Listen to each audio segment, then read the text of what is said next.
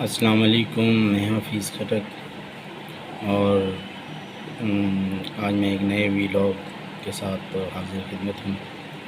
اور سب سے پہلے تو میں یہ کہوں کہ میری چینل جو بھی دیکھ اس کو لائک، کمنٹس اور شیئر کیجیے گا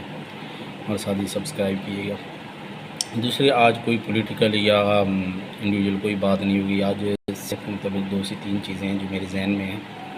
تو سوچا اس بارے میں کچھ کہہ دوں، کیونکہ میں لاسٹ 4-5 مہینے سے مسلسل ہاسپٹل آنا جانا رہا ہے، تو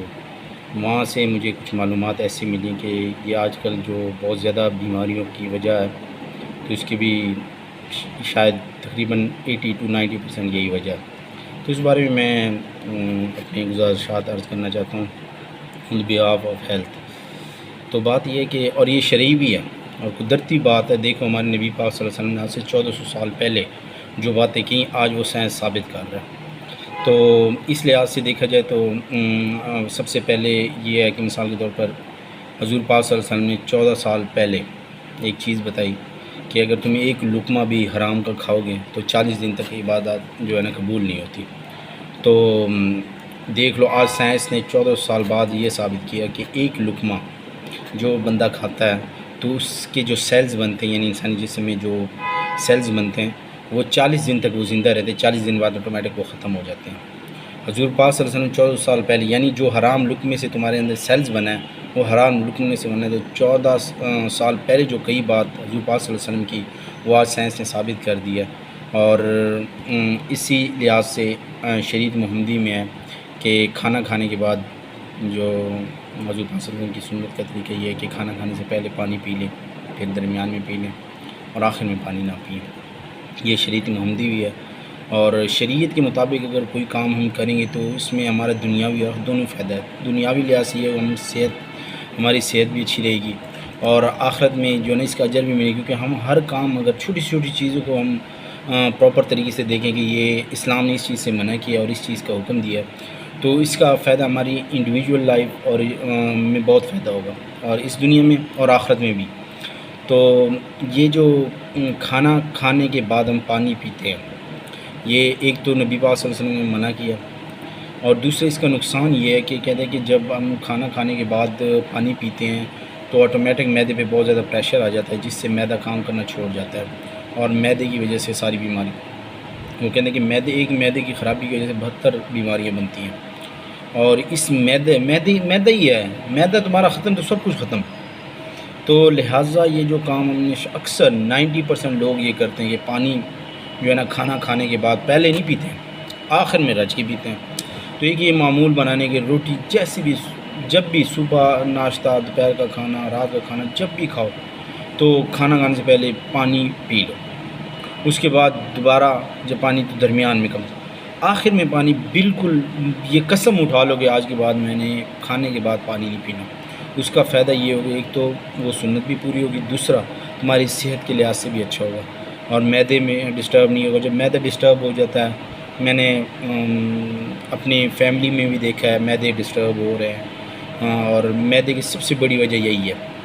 کہ آدمی کھانے کے بعد جو ہے نا پانی پی لیتا ہے، اور پھر پینے کے بعد رات کے کھانے کے اسپیشل دیکھ لو، رات کا ہم کھانا کھا لیتے ہیں اور اس کے بعد پانی پی کے فوراً سو جاتے ہیں، جو کہ زہر میں یہ کہتا ہوں کہ بس صحت کی تباہی کا لمحہ ہے جب آدمی کھانا کھا کے پانی پی کے اور وہیں پہ کمرے وغیرہ میں چلے جاتا لیٹ جاتا ہے۔ تو ایک تو کھانے کے بعد کوشش کیا کرو شام نماز پڑھ کے آدمی کھانا کھا لے، عشاء کی نماز تک آدمی چہل پہل قدمی کر لیتا ہے، اس کے بعد عشاء کی نماز پڑھ لیتا ہے تو روٹی ہضم ہو جاتی ہے، تو اس کا تمہاری صحت کے لحاظ سے بڑا اچھا امپیکٹ آئے گا۔ تو اس لحاظ سے میں کہنا چاہتا تھا کہ یہ جو کھانا ہے نا، یہ پانی بعد میں نہ پئیں۔ اور دوسرا جو ہے نا صبح کا ناشتہ، یہ میں پہلے خود بھی نہیں کرتا، کبھی کر لیا کبھی نہیں کر لیا، دل نہیں کر یہ وہ۔ تو میرے والد صاحب بیمار تھے، اس کو یہ ذیابیطس کا مرض جو ہے نا یہ بہت زیادہ ہے، ہر دوسرے تیسرے بندے میں ذیابیطس آ رہا ہے۔ تو اس کی وجہ ایک تو خوراکوں میں بڑی یعنی ناقص خوراکیں ہیں، اور دوسری وجہ ہم صبح کا ناشتہ نہیں کرتے۔